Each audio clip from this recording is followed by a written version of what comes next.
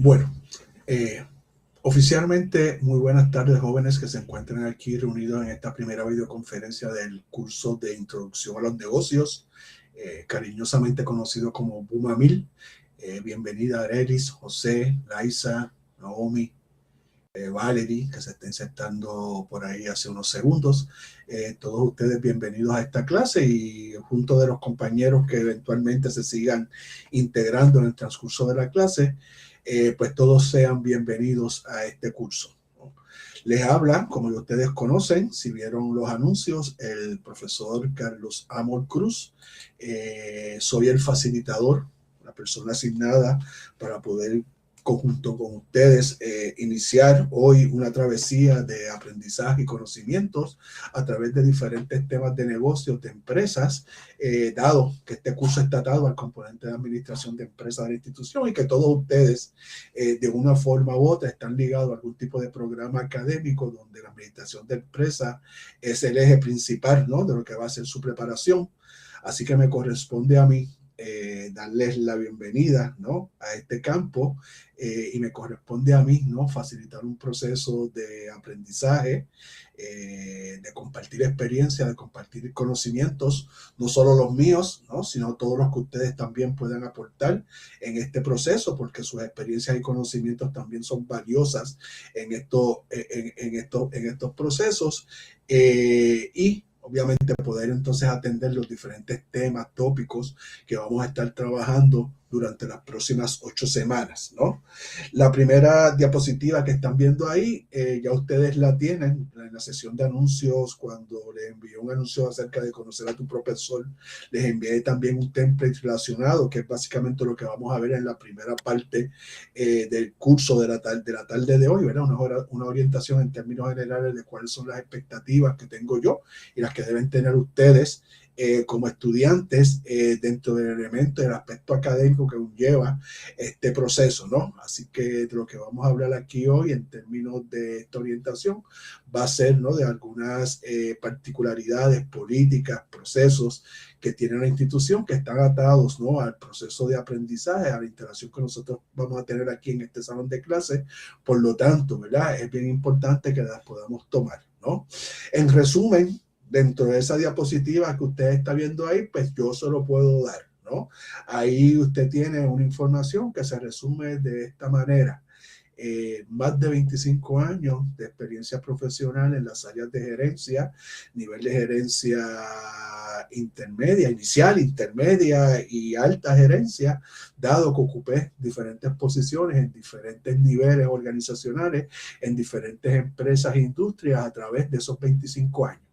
Desde experiencias públicas, como el municipio de Quebradillas, de donde soy un jibarito y desde donde vengo y desde donde yo salí a los 17 años para estar aquí sentado frente a ustedes hoy, ¿no?, hasta, ¿verdad?, tener la oportunidad de dirigir un campus University del recinto de ellos de Manatí, dirigir las residencias universitarias de la Universidad de Sagrado Corazón y diferentes roles administrativos, gerenciales y empresas en otras instituciones universitarias, porque si han observado, básicamente mi desarrollo desde el punto de vista gerencial administrativo ha sido dentro del entorno educacional, ¿no?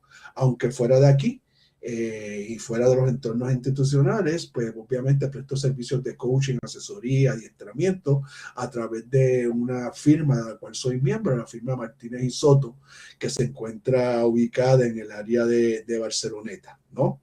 Esa experiencia profesional que está ahí, pues la puedo atar a una trayectoria de aprendizaje de toda la vida. Desde los 17 años estoy estudiando, ¿no? Y pude hacer estudios a nivel de bachillerato y pude hacer estudios a nivel de maestría en el área de empresas y administración pública y hacer estudios, ¿verdad?, doctorales, 33 créditos aprobados que tengo actualmente en el doctorado en liderazgo organizacional, ¿no?, de esa misma institución última de mi maestría, que es University of Phoenix, ¿ok? La maestría en administración pública la hice en la Universidad de Puerto Rico y mi grado de bachillerato lo hice en la Universidad Interamericana, ¿no? Así que en cierta medida, ¿verdad? Me identifico un poco con ustedes en este salón de clases porque muchas de esas actividades de crecimiento y de aprendizajes, ¿no? Se dieron interactuando con mis funciones y mis roles a nivel profesional. Así que conozco, ¿no? En carne y hueso lo que es ser un estudiante que tiene otras responsabilidades, no solamente estudiar, ¿verdad? Probablemente, si no todos, ¿verdad? Pudieran ser padres, madres, esposos, esposas, pareja, tener roles profesionales, trabajo en estos momentos, participar de organizaciones públicas, privadas, comunitarias y demás, ¿no? Y yo entiendo, ¿verdad? Lo complejo que es que en esta etapa uno decida, ¿verdad? Uno decida regresar nuevamente a completar algo o a iniciar algo o a proseguir algo, ¿verdad? De que hemos aspirado en un tiempo definido, ¿no? Así que mi compromiso aquí con ustedes hoy es de convertirme en un facilitador, número uno, del proceso de enseñanza y aprendizaje, y número dos, en un proceso de transición, ¿verdad? Si alguno de ustedes en este proceso de reiniciar estudios, comenzar estudios universitarios y demás, pues sienten la necesidad de compartir tensiones, estrés, ¿verdad? Situaciones dentro de ese proceso y quieren algún tipo de consejo, algún tipo de asesoría de cómo yo puedo manejar esto de una manera más eficiente, pues aquí estoy también disponible porque pues, básicamente ese camino, ¿no?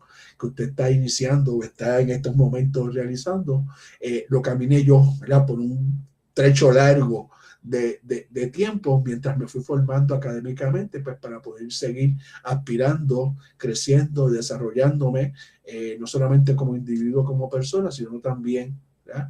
Como profesional, ¿no?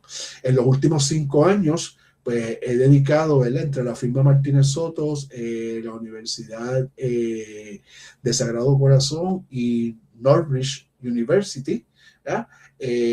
Como facilitador y profesor a tiempo parcial en cada una de ellas, ofreciendo, ¿no? Diferentes cursos, todos centrados básicamente en lo que es el área de administración, básicamente de empresas, administración de negocios, emprendimiento y todas esas áreas, ¿no? Liderazgo, todas esas áreas que pueden estar asociadas a esa vida empresarial.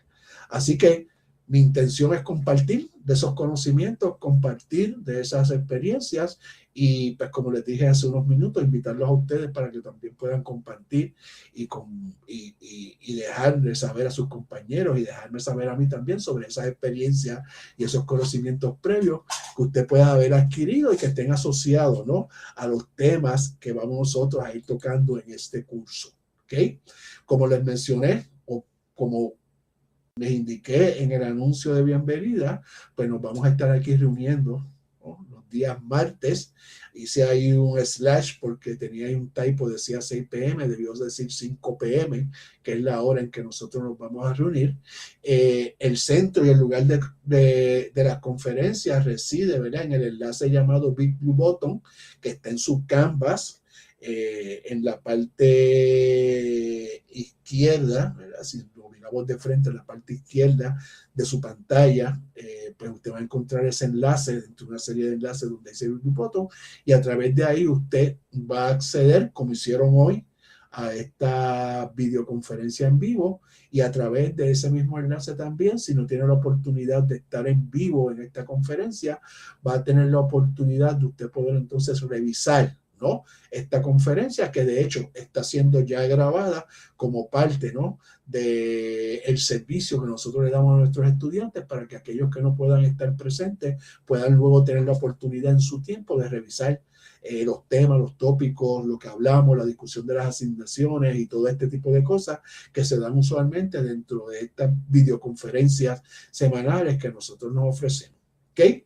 Menciono eso porque a veces es complejo, ¿verdad? Somos adultos y a veces es complejo coincidir en horarios con múltiples responsabilidades, a veces el día se nos trastoca y surgen cosas, ¿verdad? En el entorno personal, en el entorno profesional, en el entorno familiar, que nos cambian nuestra agenda, ¿no? Así que venir y estar aquí presente en esta videoconferencia, pues demuestra un alto grado de responsabilidad de usted, compromiso de usted, pero no necesariamente el estar aquí en esta videoconferencia, ¿verdad?, va a justificar lo que se llama su asistencia al salón de clase. Así que ahorita vamos a hablar de la política de asistencia de la institución para que usted pueda entender un poquito más sobre por qué yo les digo, ¿verdad?, que aunque estemos aquí, este no es el escenario donde yo voy a contabilizar su asistencia. ¿Okay? En términos de tiempo adicional para nosotros poder clarificar y usted pueda tener la oportunidad de hablar conmigo, reunirse conmigo, discutir conmigo asuntos particulares suyos relacionados a sus trabajos, tareas, lo que se discutió en clase, algún aspecto del curso que usted entienda que pueda yo ser fuente, ¿verdad?, de asistencia para usted, pues los días jueves, ¿no?, de 5 p.m. a 6 p.m. de la tarde, yo estoy disponible para que por acuerdo, ¿ya?, podamos establecer y encontrar un punto de reunión dentro de esos horarios. Puede ser en la misma plataforma, Big Blue Button, puede ser a través de mi teléfono, ¿ya?, chat, comunicación, llamada telefónica, videollamada, como usted desee hacerlo, ¿no? Decidiremos, ¿verdad?, ese día que usted me solicite a mí ese tipo de reunión, cuál es el canal de comunicación más apropiado para por nosotros poder hacer, ¿no? Sí, obviamente siempre les pido, ¿verdad?, de que si tiene ese interés conmigo, que me contacte antes, que me envíe un correo antes, pues para poder formalizar, acordar una fecha y que usted, ¿verdad?, no pierda su tiempo esperando por mí y que yo no pierda mi tiempo esperando por usted. Yo creo que, ¿verdad?, la negociación es sencilla, ¿verdad? Nos hablamos, comunicamos, acordamos y nos reunimos y atendemos, ¿no? Si no quiero utilizar ese mecanismo, pues obviamente, ¿verdad?, mi correo electrónico está disponible, el correo electrónico institucional, en la sección de anuncios, en el anuncio de Conoce a tu Profesor, está mi teléfono institucional aquí en Northbridge University. Si usted necesita comunicarse conmigo a través del teléfono, también mi teléfono celular está, ¿verdad?, publicado en ese anuncio para que usted lo tome y lo anote también, ¿no? Y también puede hacerlo a través de la misma plataforma de Canvas, ya que nosotros aquí en esta sesión de Canvas podemos comunicarnos por una bandeja, ¿verdad?, de mensajes internos entre los estudiantes y el profesor, pues para poder agilizar y poder organizar y tener toda la información en un solo lugar, ¿no? Así que va a depender de usted, cuando usted me necesite, poder activar, ¿verdad?, esas horas que están disponibles para que usted pueda alcanzar, ¿verdad?, y pueda clarificar y pueda usted atender, ¿verdad?, todas las necesidades particulares que usted, ¿verdad?, entienda que quiere atender y discutir conmigo, hacerlo entonces, ¿verdad?, de una manera más privada. Siempre está este foro para que usted haga preguntas, siempre está este foro, ¿no?, la videoconferencia para que usted pueda expresarse, ¿no? Pero si quiere hacerlo de manera privada, pues sabemos que tenemos esos horarios adicionales, ¿ok? El sábado usted debe amanecer no solamente con ese anuncio mío de Conoce a tu Profesor y de bienvenida a este curso en su bandeja de anuncios de Canvas, sino que debió también encontrar una serie de anuncios adicionales relacionados, por ejemplo, a lo que es la política de entrega de tareas dentro de la institución, lo que es relacionado a la política de integridad académica dentro de la institución, lo que está relacionado a las responsabilidades que debe tener usted como estudiante para poder participar efectivamente dentro de este entorno asincrónico virtual en el cual nosotros nos encontramos trabajando, y un poco más de información acerca de las guías de APA, de la biblioteca electrónica, que van a ser herramientas que usted no solamente va a utilizar en este curso, sino que usted lo va a ir utilizando a través de los diferentes cursos en el que usted se vaya matriculando, ¿no? En lo que respecta para repasar, ¿verdad?, porque si no las ha leído, pues les recomiendo que lo haga y les dé una ojeadita. En lo que respecta a esta orientación, pues yo quiero centrar, ¿verdad?, básicamente en tres que tienen mucho impacto en lo que nosotros hacemos en el día a día, usted como estudiante y yo como profesor. que es la política de entrega de tareas, la política de integridad académica y la responsabilidad, ¿verdad?, que asumen los estudiantes al insertarse, ¿verdad?, y matricularse en un curso como este, ¿no? La política de entrega de tareas es bien importante porque esta política define específicamente lo que es asistencia, ¿no? Y su asistencia se contabiliza a través de lo que es la entrega de tareas. Si ya usted vio su Canvas, si usted lo pudo evaluar, ya usted debió descubrir que todas las tareas y todos los trabajos que usted debe hacer para completar satisfactoriamente este curso ya tienen unas fechas, ¿verdad?, de disponibilidad, y ya tienen unas fechas específicas donde vence la entrega de esas tareas, ¿no? ¿Por qué es esto? Porque es la única manera que la universidad puede demostrarle a sus agencias acreditadoras, demostrarle a las agencias que otorgan fondos a los estudiantes, becapel, préstamos estudiantiles, de que esos estudiantes están teniendo un progreso dentro, ¿verdad?, de su programa de estudio, dentro de su programa de clases, ¿no? Así que aunque estemos aquí presentes, lo que va a constituir, ¿verdad?, el que usted sí estuvo asistiendo a esta primera semana de clase, es cuando usted haga entrega, ya sea de la tarea 1.1, que es una preprueba, que la vamos a discutir al final de la clase, ¿no? O de la tarea 1.2, que es un ensayo que usted va a completar luego de discutir una serie de tópicos en esta clase y que va a entregar el domingo, el próximo domingo, ¿verdad? Esas dos entregas son las que van a constituir asistencia para usted como estudiante, siempre y cuando, ¿verdad?, la cumpla dentro de ese término, ¿no? No entregar esa información, pues obviamente se considera una ausencia, y el problema con esto es que para efectos de la otorgación de fondos federales, un estudiante que no entrega tareas por más de 21 días consecutivos está expuesto a que se le otorgue una baja administrativa, ¿verdad?, por falta de participación académica, por falta de asistencia y cumplimiento con las tareas, y eso pues entonces hace que la universidad tenga que revertir los fondos que se le hayan otorgado a usted para usted completar sus estudios. Si es que usted está recibiendo fondos de BKP o fondos de préstamos estudiantiles, en algunos casos, para usted hacer sus estudios, pues entonces esos fondos se tienen que devolver y usted asumiría entonces en su carácter personal, ¿verdad?, la deuda que conlleve eso. Así que es importante que usted pueda mantener, ¿verdad?, ese itinerario de entrega. Ahorita lo vamos a discutir más momentos. Saludos, José. Buenas tardes a todos. Entonces, ¿qué pasa? También esta política de entrega indica que si usted entrega sus tareas fuera de esas fechas, porque las va a poder entregar, ¿verdad?, hay que aplicarle una penalidad de entrega tardía, ¿no? Y esa política dice que yo tendría que descontarle a usted un 10%, un 10% del total de la puntuación que usted ganó cuando yo evalué la tarea X o Y que usted haya sometido, ¿no?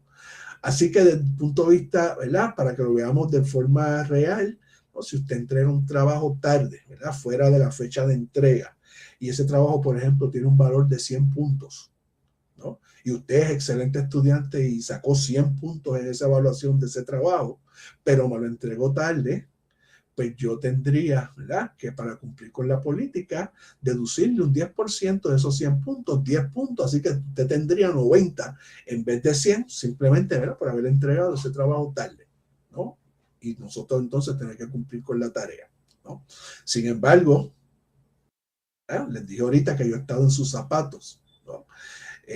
Y sé que las cosas pasan, ¿no? Los niños se enferman, yo me enfermo, el carro se daña, el internet se va, la energía eléctrica deja de funcionar, mi supervisor me pidió que me quedara horas extras en el trabajo, salgo en un viaje de empresa, me activaron. Tengo estudiantes militares, ¿verdad? Me activaron y este fin de semana o esta semana o las próximas 2 semanas voy a estar en el field, en algún tipo de actividad, ¿verdad? Todas esas cosas pueden pasar, ¿no? Y usualmente todas estas cosas, cuando suceden en anticipación, ¿verdad?, a que usted haya entregado ese trabajo.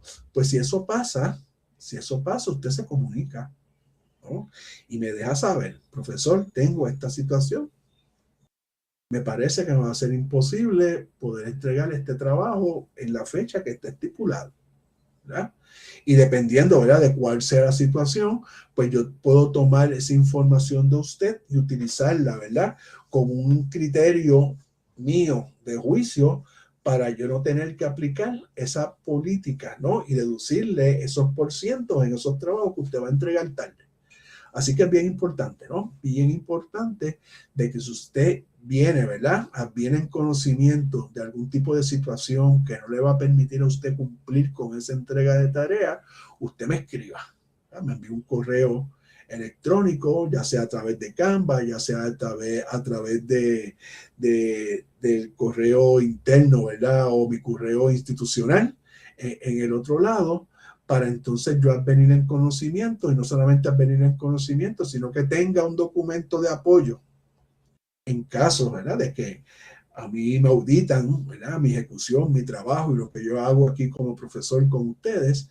En caso que en alguna auditoría refleje, mira, hay un estudiante que entregó tal día y usted aplicó, ¿verdad?, la política de la penalidad, que yo tengo un documento de apoyo pues para poder justificar esa decisión, ¿verdad? Si me llaman, pues lo voy a escuchar, pero le voy a pedir que me envíe el correo electrónico. Si me envía un mensaje de texto, lo voy a recibir, pero le voy a pedir que me envíe un correo electrónico cuando se trate, ¿verdad?, de este tipo de situación, ¿ok? Así que estamos claros en eso, estoy consciente, sé que estas cosas pasan y ahí usted tiene, ¿no? Le acabo de dar en sus manos la primera herramienta que usted puede utilizar eficazmente conmigo para poder entonces manejar, ¿no?, esta situación y en cualquier evento, ¿verdad?, pues que usted no se ponga presiones de más, ¿verdad? Ni se ponga cargas de más, sino que hay una herramienta que es comunicación, que podemos muy bien solucionar ese proceso, ¿ok? La otra parte, ¿verdad? Y la otra política que quisiera tocar con ustedes es la política de integridad académica, dado que esta política, ¿verdad?, va a incidir directamente en lo que es, ¿verdad?, la entrega de sus tareas, de sus trabajos. La universidad reconoce, ¿verdad?, dentro de estas políticas que cada individuo, cada persona tiene la capacidad de poder desarrollar, analizar, interpretar, ¿verdad?, y llegar a sus propias conclusiones y hacer sus propios trabajos, ¿verdad?, sin la necesidad de que otras personas lo hagan por él, ¿no? Así que esta política lo que dice es que los estudiantes, ¿verdad?, deben ser los originarios, los autores originarios de cualquier tarea, cualquier trabajo que se vaya a entregar a la institución, ¿no? Y que no hacerlo de esa manera. O sea, coger el trabajo realizado por otra persona, cambiarle el nombre y entregarlo, ¿verdad? Ir a un website y copiar una información y ponerle un documento web, ¿verdad? Un documento Word y entregarlo como si fuera original de la persona, ir a un blog y hacer lo mismo, recoger información de un texto, de una revista, de un libro, copiarla y ponerla en un trabajo, ¿verdad?, y hacer una falsa representación, asumiendo de que eso está ahí, usted lo generó, usted lo escribió, usted lo analizó, usted lo redactó, pues eso constituye lo que se le llama en el entorno académico plagio, ¿verdad? Y se le llama también deshonestidad académica. La academia reconoce, ¿verdad?, el esfuerzo de las personas por generar conocimiento, por generar información, ¿verdad?, para que sea transmitida a otras personas. Así que eso hay que reconocerlo, ¿no? Si definí, ¿verdad?, y tengo la definición que alguien le dio algo, pues vamos a citar a esa persona, ¿no? Si estoy hablando sobre algo que dijo otra persona, pues vamos a citar a esa persona y a reconocerla en la referencia, ¿verdad? ¿Para qué? Para que yo pueda reconocer el esfuerzo de otras personas y le pueda decir a quien está leyendo mi documento, mira, esto es lo que yo estoy apreciando de lo que dice X, Y, tal persona dentro de este proceso, ¿no? A veces es difícil, ¿no? A veces es difícil hacerlo y acostumbrarse a esto, pero desde el día uno, ¿verdad?, tenemos que empezar a practicar, ¿no? Esa política dice, ¿verdad?, que esas similitudes con otros trabajos o información de otros lugares no debe ser mayor de un 25%, ¿no? Dado que después de ese 25%, pues puede constituir, ¿verdad?, plagio o deshonestidad académica, ¿no? Los estudiantes usualmente cuando entregan sus tareas, la entregan o la suben, ¿verdad? En la plataforma de Canvas, y una vez usted sube esa tarea a la plataforma de Canvas, hay una aplicación, ¿verdad? Que corre en el background de ella, que hace un análisis de ese trabajo que usted está entregando, se llama Turnitin, ¿verdad? Hace un análisis y mediante la identificación y comparación de esa información en su base de datos con otros trabajos y con información a través del internet de todos estos lugares, me puede decir, ¿verdad?, qué por ciento o qué cantidades o qué áreas, ¿verdad?, de ese trabajo probablemente, ¿verdad?, son similares, idénticas, ¿verdad?, que se presentan en otros trabajos. Y 25% está bien, ¿verdad? Podemos omitir, ¿verdad?, y olvidar poner una cita, poner dos comillas entre una frase o dos oraciones para decir que eso es algo que me está diciendo otra persona, que no soy yo, y todas estas cosas que están en la redacción académica. Y entonces ese reporte me va a decir a mí cuánta similitud hay. Si nos vamos a los 40, 50%, 60, 70, 80, 90%, como los he tenido yo, 100%. Un estudiante que se autoplagia, entregó el trabajo en una clase anterior, por alguna razón no culminó el curso o no aprobó el curso, se matricula nuevamente y coge ese mismito trabajo y vuelve y lo entrega en su segunda oportunidad. Pues este sistema le va a decir que hay un trabajo que es 100% idéntico, ¿verdad?, al que le está sometiendo, ¿no? Y entonces, ¿verdad?, pues eso se convierte, ahí se le llama autoplagio, ¿no? Pero se convierte, ¿verdad?, en esto que estamos hablando, ¿ok? Así que tenemos que asegurarnos, ustedes tienen acceso, ustedes ven ese resultado cuando usted somete sus trabajos, para que usted se asegure, ¿verdad?, para que usted se asegure de que esté en cumplimiento con esa política. Si pasa la primera vez, pues no va a suceder mucho más que yo comunicarme con usted y tener una conversación, ¿verdad?, sobre qué pasó ahí, por qué llegó, por qué ese por ciento tan alto, y de escudriñar a ver qué pasó. A veces son simplemente errores, ¿verdad?, cosas que dejamos de hacer en el proceso y entonces tienen repercusión ahí.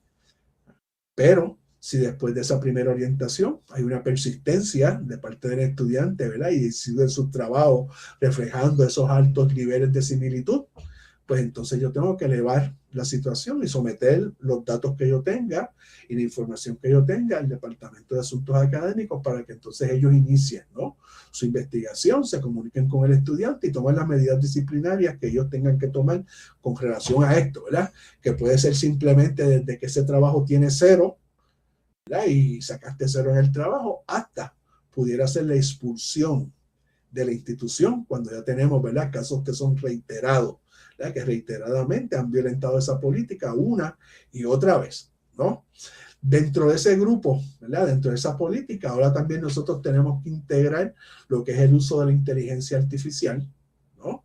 Y de paso, aprovecho para indicarle que nosotros como institución y yo como profesor, abrazo, ¿verdad?, y estoy acostumbrándome a utilizar la inteligencia artificial como parte de lo que es mi día a diario, ¿no?, en las actividades, porque la inteligencia artificial es igual, ¿verdad?, que cuando llegó y se instaló la internet, el website, ¿verdad?, cuando se instaló el internet, fue un cambio tecnológico que llegó para quedarse, ¿no?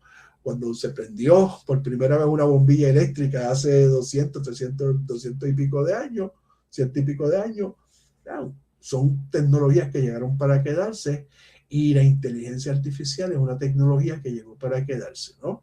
Así que la institución, consciente de eso, ha ido amoldando y nos hemos ido amoldando, y de hecho, cada uno de ustedes debe tener en su Canvas un anuncio cuando usted entra a él, hablándole, ¿verdad?, sobre esa política, y van a tener ahí una serie de videos, una serie de información, ¿verdad?, donde le van a describir cómo y en qué medida yo puedo utilizar la inteligencia artificial y en qué niveles, ¿verdad?, siempre y cuando, ¿verdad?, el profesor esté de acuerdo en que eso sea lo apropiado para el tipo de trabajo, ¿ok?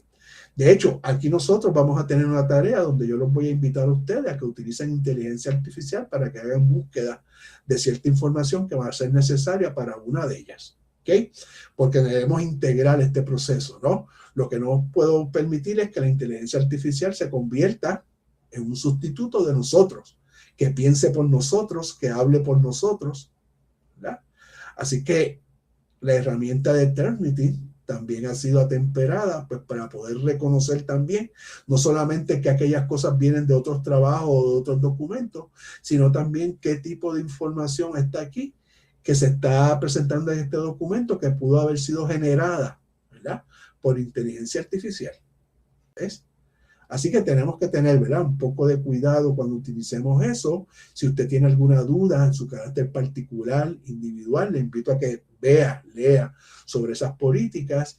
Si sigue teniendo dudas sobre cómo utilizarla, pues hable conmigo, ¿verdad? Envíe un correíto, hablemos sobre el tema para entonces, ¿verdad?, yo poderlo asesorar y poderlo ayudar a usted a que pueda maximizar, ¿verdad?, esa herramienta, así que se convierta esa herramienta en algo por la cual usted entra en violación de la política de integridad académica de la institución. ¿Ok? Preguntas hasta aquí.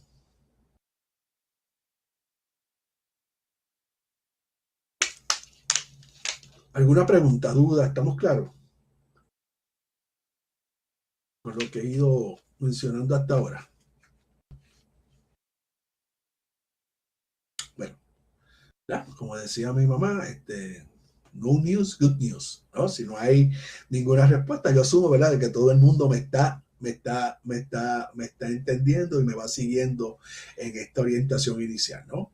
El tercer elemento que quiero dejarle, ¿verdad?, saber usted es también cuáles deben ser los deberes y responsabilidades del estudiante en línea, ¿no? Nosotros entramos a una plataforma completamente diferente, a una experiencia académica que quizás para ustedes ya han tomado cursos aquí en NUC y están familiarizados. Quizás algunos de ustedes pudo haber tomado cursos en línea en otra institución universitaria, están familiarizados, pero también pueden existir personas dentro de este grupo que no tengan esas experiencias, que sea la primera vez que estén estudiando, que sea la primera vez que estén estudiando en línea, ¿verdad? Por lo tanto, la universidad ha establecido ciertos deberes y responsabilidades que este estudiante en línea debe tener pendiente. El primero es el de hacer uso correcto de la plataforma de aprendizaje a distancia, Canvas, donde usted se encuentra. ¿Ya? Dentro de su plataforma hay una serie de tutoriales donde los guía a usted, ¿verdad?, mediante videos, mediante información escrita, cómo usted navegar efectivamente esta plataforma, ¿no? Dónde encuentro los libros de texto, dónde yo encuentro el enlace para ir a la videoconferencia, dónde se guardan las videoconferencias, cómo yo subo una tarea que se me está asignado, cómo yo contesto un foro, cómo yo reviso Alternity, todo lo que usted puede hacer dentro de esta plataforma, cómo envío un mensaje, un correo a través de la plataforma, todo eso, ¿verdad?, está ahí desglosado, ¿no? Y es responsabilidad, obviamente, de usted familiarizarse con cada uno de esos elementos porque se va a convertir, ¿no?, en el salón de clases suyo, no solamente para esta clase, sino para todos los cursos que usted vaya a tomar, ¿no? Lo otro es, ¿no?, que el estudiante debe contar con los recursos adecuados, ¿no? Los recursos adecuados para poder no participar de una videoconferencia. Lo podemos hacer, de hecho, he visto ahí 3, 4, 5, 1, 2, 3, 4 personas que están conectadas a través de su teléfono celular a esta videoconferencia y ahí no hay ningún problema con eso, ¿verdad? Ni para que usted revise sus calificaciones, ni para que usted vea las notificaciones, ni vea los anuncios, no hay ningún problema, ¿no? El problema de utilizar un dispositivo electrónico como un teléfono celular es que cuando yo tenga que redactar un ensayo de 8 o 10 páginas, ¿ah?, cuando tenga que hacer cálculos matemáticos en Excel, cuando tenga que hacer una presentación en PowerPoint, cuando tenga que hacer ciertas actividades académicas que le van a requerir a ustedes en las clases, en los cursos, pues entonces va a ser bien difícil, ¿verdad?, yo poder manejar todo eso con 2 deditos, ¿no? 2 deditos y una pantalla quizás de 8, 9 pulgadas máximo que usted va a tener de frente, ¿no? Así que es importante que usted por lo menos tenga una computadora, una laptop, un iPad, un notebook, ¿verdad? Cualquiera de estas herramientas, dispositivos que le permiten a usted, ¿verdad?, realizar actividades como redactar y escribir de forma más ágil y acelerada, pues, para que no se le complique tanto la cosa, ¿ok? Cumplir con los cursos, pues obviamente es cumplir con las tareas, actividades que se estén realizando o que se asignen, ¿no?, para usted cumplir con los cursos. Es parte, ¿verdad?, de esas responsabilidades de usted. Asistir a las conferencias semanales, ¿verdad? No son compulsorias, pero es un requisito, ¿no? Es un requisito de que usted, ¿verdad? Al menos, ¿verdad? Si no puedo asistir, vea esos videos, esas videoconferencias grabadas, pues para que pueda entonces tener una mejor comprensión y pueda tener un mejor desempeño cuando usted vaya a realizar sus trabajos y demás, ¿ves? Y que usted alinee, ¿verdad? Y que usted alinee sus escritos académicos y sus trabajos académicos a lo que son las guías de APA, ¿no? Las guías de APA no es otra cosa que un texto, un libro, de hecho, ¿verdad? De la American Psychological Association, que ya está en su 7ª edición, donde nos ofrece a nosotros, ¿verdad?, las guías y las instrucciones apropiadas para yo redactar y escribir, ¿verdad?, académicamente. Para yo escribir en un entorno académico como el que se encuentran ustedes, pues hay unos formatos, ¿verdad?, uniformes para que todo el mundo y todos los estudiantes que así estén matriculados en esa institución lo sigan de guía, ¿verdad?, para uniformar un proceso. Así que esa tutorial, ¿verdad?, esa guía que usted tiene una copia en su sesión de anuncios también y que se encuentra el libro en la biblioteca electrónica, pues usted va a poder utilizarla pues para que usted cuando vaya a preparar sus trabajos sepa cómo preparar una página de portada, sepa conocer, ¿verdad?, cuáles son las especificaciones que debe tener un párrafo cuando yo le escribo, sepa cuál es el tipo de letra apropiado a nivel académico para la escritura, el tamaño de letra, ¿no? Cómo redactar referencias cuando vaya a hacer referencia a trabajo o información que estoy utilizando en mis trabajos que vienen de otras fuentes, ¿verdad? Como yo hago una referencia a eso, pues ese tutorial, ¿verdad?, de esa 7ª edición de APA, usted lo tiene disponible para que pueda ir evaluando, ¿no? Estamos en un proceso inicial de estudio, quizás, ¿verdad?, nos va a tomar un poco de tiempo en lo que nos amoldamos a lo que son esas guías, ¿verdad? Y comenzamos a escribir y a redactar académicamente de forma correcta, pero tenemos que hacerlo desde el día 1, tenemos que empezar a practicarlo desde ahora, ¿no? Por tanto, en estas primeras tareas, cada vez que usted vaya a realizar sus trabajos, abra ese documento, ¿no? Vaya a esa guía, mire, ¿verdad?, cuáles son las instrucciones, que no tiene que ver nada con el contenido, ¿verdad?, sino de instrucciones de cómo yo formatear, ¿verdad?, cómo yo acomodar la información en un documento para que cumpla con esos criterios que me está pidiendo la guía y que yo voy a estar mirando al momento de que vaya a evaluar las tareas y los trabajos de ustedes. ¿Okay?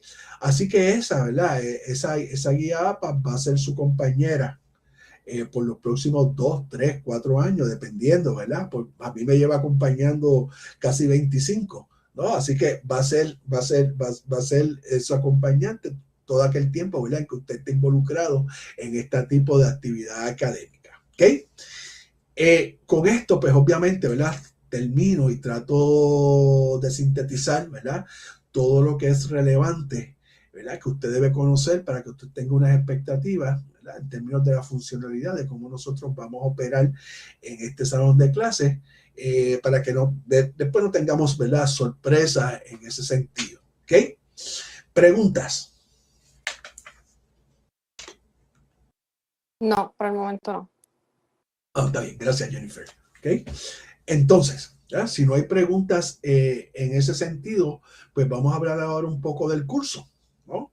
Le dijimos que esto es un curso introductorio a los negocios, así que nosotros vamos a tomar, ¿verdad?, de forma introductoria y vamos a desarrollar algunos tópicos, temas, ¿verdad?, que van a estar desarrollándose a través de las próximas 7 o 8 semanas, todos ellos dirigidos a que usted tenga, ¿verdad?, una comprensión inicial y conozca, ¿verdad?, y distinga algunos conceptos fundamentales dentro de los negocios desde la perspectiva teórica y de aplicación, ¿verdad?, en la operación diaria de esos negocios. Así que en esta clase, en 8 semanas, nosotros vamos a hablar de estructuras legales de negocio. Vamos a hablar de sistemas económicos y cómo esos sistemas económicos impactan la actividad comercial que se da, ¿verdad?, dentro de los países y en el área donde están operando, dependiendo de esos sistemas o modelos económicos. Vamos a hablar de globalización, que en el siglo XXI cualquier persona que entre al campo empresarial y de negocio tiene la oportunidad no solamente de tener clientes en su entorno más inmediato, cercano, sino que tiene la habilidad hoy día de poder clientes y tener clientes alrededor del mundo. Todo depende, ¿verdad? De cuál sea su ambición, su aspiración y lo que usted quiera hacer, ¿verdad? Para usted desarrollar ese negocio. Así que tenemos que hablar de globalización, ¿no? Un poco. Vamos a hablar de gerencia y administración, planificación. Vamos a hablar aquí de recursos humanos y la importancia del manejo efectivo del capital humano dentro de las empresas. Vamos a hablar de mercadeo, ¿verdad? Cómo las empresas hablan con sus clientes, ¿no? Pues tenemos que hablar de mercadeo en este curso y terminamos, ¿no? Hablando un poco sobre finanzas, ¿no? O cómo nosotros financieramente, ¿verdad? Reconocemos unas cosas dentro de la empresa, unos conceptos fundamentales que nos va a dar a nosotros un marco, ¿verdad? Más amplio, general, de cómo yo administrar esas finanzas en su proceso inicial. ¿Ves? Como notaron, cada uno de estos temas son temas, ¿verdad? Tópicos que pudiera yo estar no solamente 8 semanas, pudiera estar un semestre completo hablando de cada uno de ellos, un año, ¿verdad? O 4 años, ¿verdad? Dependiendo de cómo queramos maximizarlo, ¿verdad? Ese conocimiento. Sin embargo, ¿verdad? Nuestro acercamiento en esta clase es a que nosotros tengamos, ¿verdad? Una introducción, ¿verdad? A los conceptos más fundamentales en cada una de esas áreas, de manera que usted se vaya preparando pues, para cuando vaya a tomar sus cursos de mercadeo, cuando vaya a tomar sus cursos de finanzas, contabilidad, cuando vaya a tomar microeconomía, macroeconomía y todos esos cursos medulares que usted va a tener por ahí que tomar eventualmente, ¿verdad? Dependiendo cuál sea su programa de estudio. ¿Ok? Así que lo vamos a dejar, ¿verdad? Y lo vamos a llevar a ese nivel para que sea un poco más, como digo yo, ¿verdad? Comprensivo y que usted tenga unas expectativas, ¿verdad? Claras y reales de qué es lo que va a suceder en el salón de clase, ¿verdad? ¿Qué es lo que va a pasar aquí en el salón de clase? El texto, que usted lo puede acceder a través de su Canvas, se llama Foundation of Business. Esta edición cambió, es la 8ª edición, 2025, ¿verdad? Pero ya eso está configurado en su libro, en su Canvas, perdóneme, en su Canvas, eso está configurado ahí ya, así que usted va a utilizar, ¿verdad? Ese libro de texto principal, ¿no? En cada uno de sus módulos, usted aparte de tener acceso a ese texto principal, también usted va a tener acceso a otras fuentes de información, otras revistas, otros libros, otros artículos relacionados a cada uno de los tópicos que vayamos a ir discutiendo, que también usted puede utilizar como marco de referencia cuando usted vaya, ¿verdad? A buscar información y a buscar datos pues, para poder completar sus trabajos. ¿Okay? Así que dentro de la misma plataforma de Canvas, usted tiene, ¿verdad? En términos de acceso a información, una serie de materiales que usted puede utilizar, ¿verdad? Para completar sus tareas, su trabajo, que están previamente seleccionadas para estar allí, ¿verdad? Así que no tenemos que salir por ahí a volvernos locos a través del internet, a buscar información, a buscar fuentes, porque básicamente toda esa información nosotros la tenemos en nuestra misma plataforma. ¿Verdad? Es lo que es el mensaje que le quiero dar. En la biblioteca electrónica, si usted entra, hay una copia en español de ese libro de texto de la clase. ¿Verdad? Se llama Introducción a los negocios. Es la 4ª edición, son los mismos autores, así que usted puede ir a la base de datos, ¿verdad? De la biblioteca electrónica y buscar, ¿no? ese texto en español, si a usted les resulta más conveniente, ¿verdad? Recoger la información en idioma español, ¿no? Que es un poco atrasada, es del 2016, 2017, es correcto, pero no hay problemas con relación a eso, porque los conceptos fundamentales y los conceptos principales, ¿verdad? Que vamos a discutir no cambian de uno al otro. Cambian los ejemplos, cambian las gráficas, cambian los colores, cambian, ¿verdad? Un montón de cosas que hay allí, los casos de estudio y demás, pero los temas, los tópicos fundamentales permanecen iguales. Les diría yo que aparecen hasta el mismo orden de cómo está estructurado el libro actual. Así que es una opción que también usted tiene, ¿verdad? Para acceder a información que está relacionada con el curso, con lo que está usted, con la información que usted necesita para completar esta clase. ¿Okay? ¿Cómo nosotros vamos a evaluar su trabajo? Pues nosotros vamos a evaluar su trabajo a través de las actividades que usted va a hacer en el transcurso de las próximas 7 o 8 semanas, ¿no? Usted cada semana va a entregar una tarea, un trabajo, con excepción de la semana 1 y de la semana 7, ¿verdad? 1 y 7, a excepción de esas 2 semanas, donde vamos a entregar no solamente uno, sino que vamos a entregar 2 trabajos. ¿Eh? Y en la semana número 7 pasa lo mismo, uno, y tenemos aquí 2 trabajos. El resto de la semana, de la 2 a la 5, usted va a entregar solamente una tarea, ¿verdad?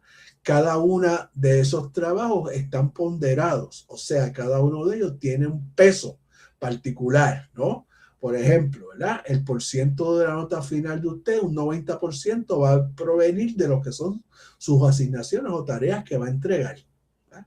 El otro 10% va a llegar de una tarea especial, un assessment que está aquí, un caso, una evaluación de un caso, y va a llegar también de una puntuación final de su postprueba, una tarea de postprueba que va a medir entonces cuánto usted aprendió del día de la semana 1 a la semana 7. Si notan aquí, esa postprueba ya está, como le digo yo, ya la tengo aquí básicamente definida, pero no tiene valor para su nota final, ¿ves?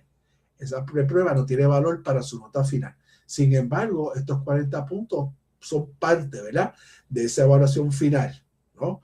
Así que usted vaya a esta primera preprueba, que de hecho vence el jueves, ¿verdad?, y hágala con su conocimiento, con lo que usted conoce hasta ahora, ¿verdad? No hay que estudiar, no hay que repasar, no hay que leer nada para yo realizar esa preprueba. Simplemente usted vaya allí y realícela con ese conocimiento que usted tiene hasta ahora sobre los temas de este curso, ¿no? Ya para la semana número 8, para su trabajo final, su asignación final, ya esa preprueba va a tener un valor de 40 puntos, que se va a sumar, ¿verdad?, a la puntuación que usted vaya ganando en el transcurso de la semana, y eso es lo que se va a convertir en su nota final. ¿Ok? Preguntas con esos 2 asuntos últimos que traje.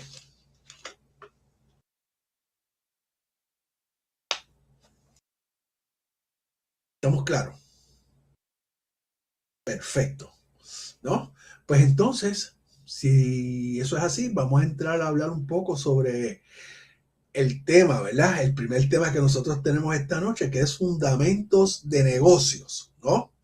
Así que nosotros aquí, en esta primera videoconferencia, desde el punto de vista académico de la clase como tal, vamos a hablar un poco de ese ecosistema de negocios, vamos a hablar un poco y estudiar y entender lo que es un negocio, qué elementos lo constituyen, vamos a hablar un poco sobre qué elementos, ¿verdad?, alrededor de un negocio nosotros tenemos que tener en consideración para nosotros determinar cuán viable o inviable, ¿verdad?, es yo desarrollar una actividad comercial en un momento específico.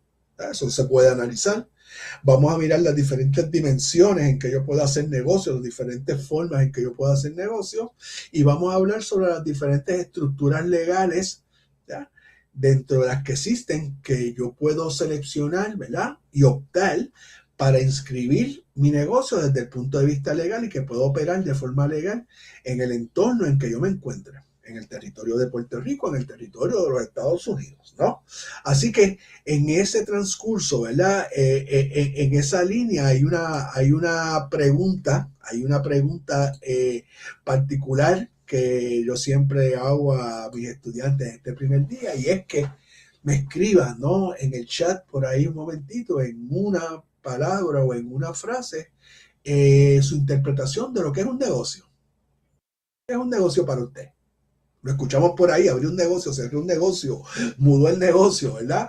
¿Qué es un negocio para ustedes?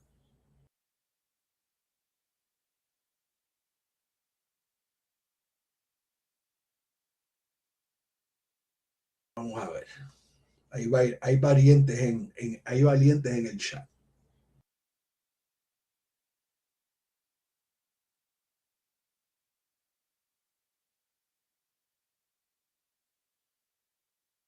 Una forma de generar ingresos, Laisa, muy bien, muy buen acercamiento. Definitivamente, si abrimos negocios, ¿verdad? Si abrimos negocios, tenemos que hacerlo, ¿verdad?, para generar ganancias, generar ingresos. Eso es importante.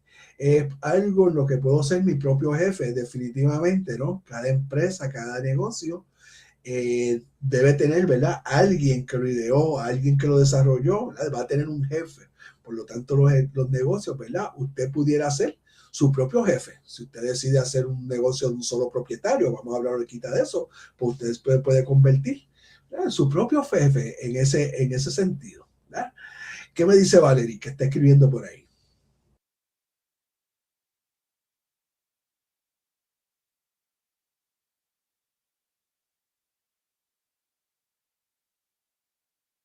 Ofrecer productos a cambio de dinero, definitivamente, ¿verdad? Una transacción, ¿no? Los negocios son transacciones. Vamos a hacer un negocio, ¿verdad? Y antes yo decía, vamos a hacer un negocio, y iba, cambiaba un carro y lo cambiaba por una motora.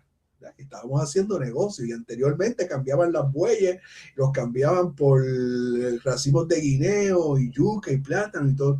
Estamos haciendo negocios, ¿no? Así que un negocio, ¿verdad? Es ese cambio, ¿verdad? Ofrecer productos, en este caso a cambio de dinero, que es como ha evolucionado, ¿verdad?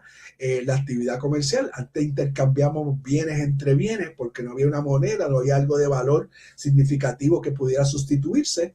Hoy día pues tenemos dinero, ¿no? Que es entonces el mecanismo, el instrumento de intercambio que nosotros utilizamos pues para adquirir productos, para adquirir bienes alrededor de ellos. Ahora Arelis tiene probablemente algo más concreto. Vamos a ver, Arelis.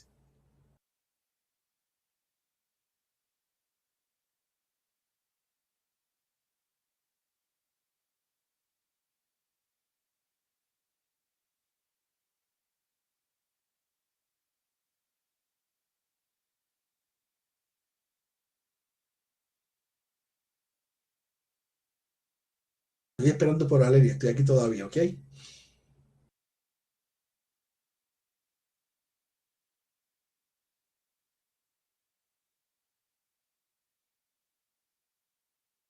Vamos a ver, yo creo que Arelis tiene la definición completa. Un negocio para mí es generar dinero y que el producto se venda. Diste en el clavo, ¿verdad? Que existe una necesidad, Areli.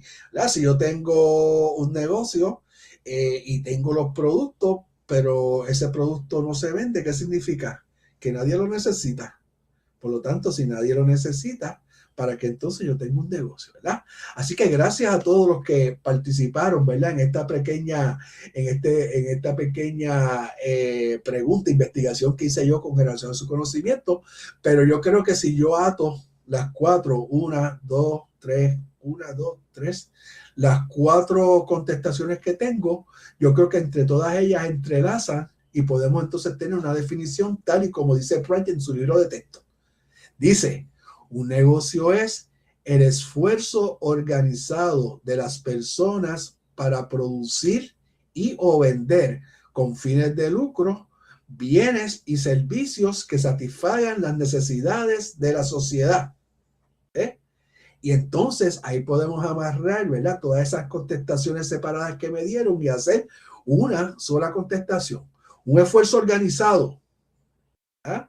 O sea que cuando yo tengo un negocio, ese negocio debe estar organizado. ¿Y qué significa estar organizado? Es que yo pueda eficiente y efectivamente poder combinar cuatro elementos fundamentales que van a estar en cualquier tipo de actividad comercial. ¿Ya? Es que yo tengo que tener recursos financieros. ¿Ya? Tengo que tener cierto dinero, cierto capital, porque cualquier actividad comercial que yo quiera iniciar va a requerir de unas inversiones iniciales, ¿verdad?, de unos gastos iniciales, antes de que yo pueda generar algún tipo de ingreso o de ganancia con relación a eso. ¿Verdad? También tenemos que tener organizado y tener disponibles los recursos materiales que vamos a utilizar dentro de nuestro negocio. Si es un negocio que se dedica a la manufactura, o sea, convertir materia prima en productos, bienes, para entonces venderlo a los consumidores, pues toda esa materia prima tiene que estar disponible. Si es un revendedor, alguien que compra ya bienes al por mayor en cantidades para revenderlo en cantidades menores, pues esos bienes los tengo que tener disponibles y organizados dentro de mi actividad comercial.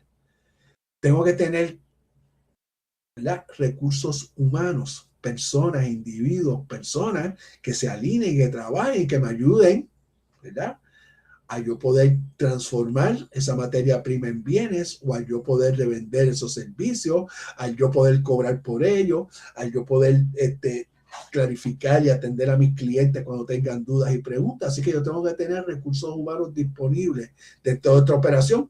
A veces hay negocios de un solo propietario que corren simplemente con una persona. Pero en otro tipo de actividades comerciales, pues a veces vamos a necesitar más personas para poder hacer eso, ¿no? Y finalmente que tengamos los recursos de información, ¿verdad? Cualquier empresa comercial, cualquier negocio tiene que conocer, tiene que tener información con relación a quién, al mercado, a sus clientes, ¿verdad? Para que el producto se venda. Si no conozco a mi cliente y hago targeting en el mercado que no es, pues le voy a vender mi producto a alguien que no tiene la necesidad, pues entonces no es. Así que yo tengo que investigar ese mercado, ¿no?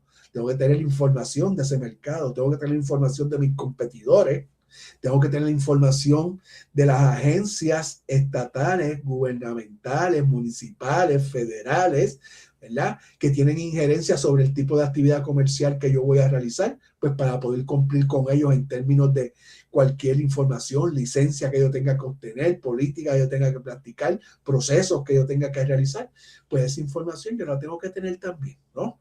Así que esos 4 elementos, ¿no? Esos 4 elementos son indispensables, ¿no? Y es lo que se refiere en su definición Capur cuando habla, ¿verdad? De que es una actividad organizada, ¿verdad?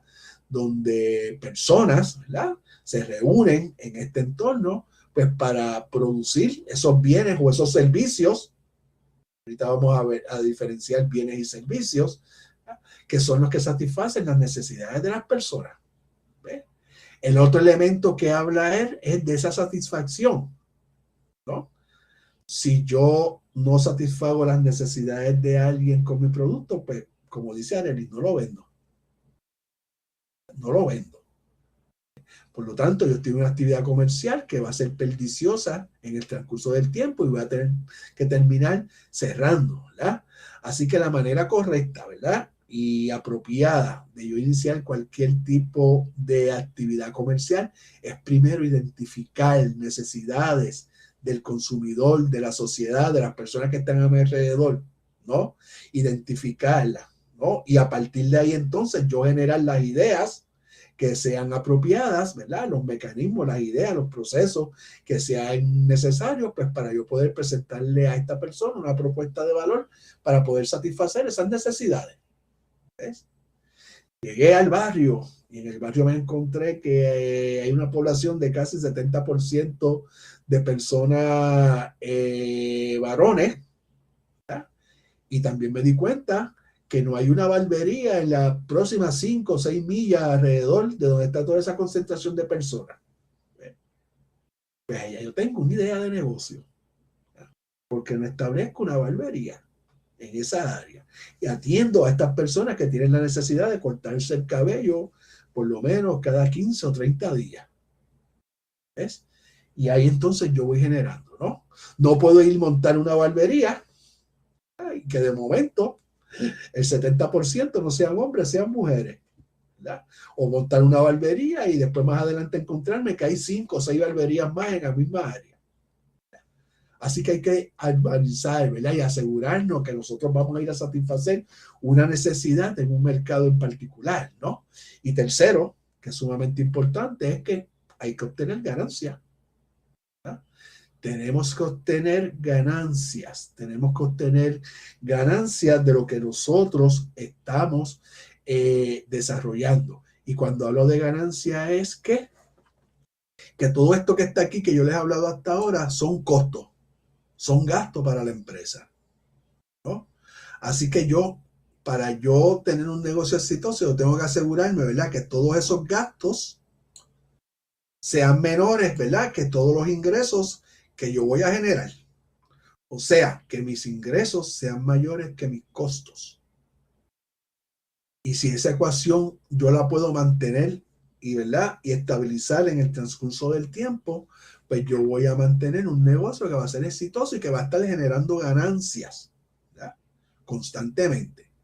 ¿Cuánto es el margen? Eso lo determinará usted en su estrategia de mercadeo cuando usted determine, ¿verdad?, cuánto es ese % de ganancia que usted quiere generar para usted dentro de esa actividad comercial, ¿no? Pero mientras tanto, ¿verdad?, sepa que si tengo un costo y no logro cubrir esos costos operacionales con lo que yo genero en ingresos, pues probablemente en el transcurso del tiempo no voy a poder operar.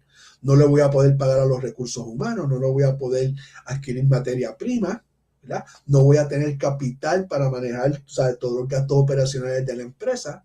Así que entonces probablemente ese negocio va a estar, ¿verdad?, destinado a desaparecer en algún momento, ¿verdad?, en el transcurso del tiempo.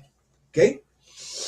Así que si ya yo tengo los elementos, ¿verdad?, que tengo que considerar para abrir un negocio, lo otro que tengo que considerar es cuál es el entorno, cuál es el momento, ¿verdad?, donde yo voy a poner esa semilla, o sea, ese negocio, para hacerlo crecer y hacerlo florecer. Si vamos a la agricultura y usted le pregunta a un agricultor y le pregunta cuándo es la mejor fecha para sembrar este tipo de productos, el agricultor le va a decir con exactitud: lo vas a tener que hacer en este momento, el terreno tiene que tener estas condiciones, el pH de ese terreno tiene que estar así, la humedad tiene que tener esto, la luna tiene que estar en este lugar, y le va a hablar a usted un montón de cosas, ¿verdad?, de cuál es la manera más apropiada para yo poder hacer eso utilizando todas esas variables. Así que si usted va a sembrar un negocio, ¿verdad?, usted va a establecer un negocio, pasa lo mismo. Tiene que mirar el terreno, ¿verdad?, cómo se encuentra ese entorno en donde yo quiero, ¿verdad?, desarrollar mi negocio.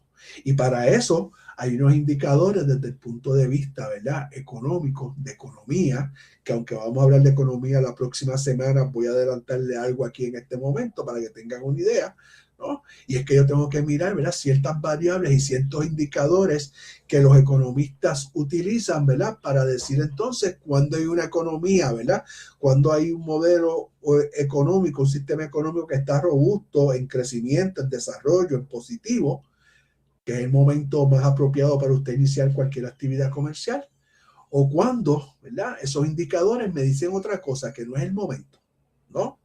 Usualmente los economistas utilizan 3, 5, ¿verdad?, variables particulares que mediante análisis que ellos hacen, que se genera la data a través de los análisis y los modelos económicos que se aplican, usted como comerciante puede utilizar esos datos que se generan ahí. El primero es el Producto Interno Bruto. ¿Qué significa eso, verdad? ¿Cuánto genera esta empresa y todas las empresas que operan en este país con relación a sus ingresos por venta, ¿verdad?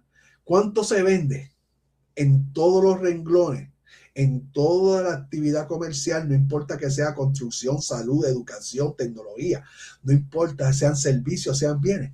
¿Cuánto se genera en ingresos en un periodo específico en esta área, en este país, en esta zona, ¿verdad?, en este pueblo, en esta ciudad, en este estado, dependiendo de dónde estemos, ¿no? Y ese ingreso interno bruto le dice a usted, ¿verdad?, que en la medida de que esos ingresos aumentan en el tiempo, usted tiene una economía que está en crecimiento, que está robusta, ¿verdad?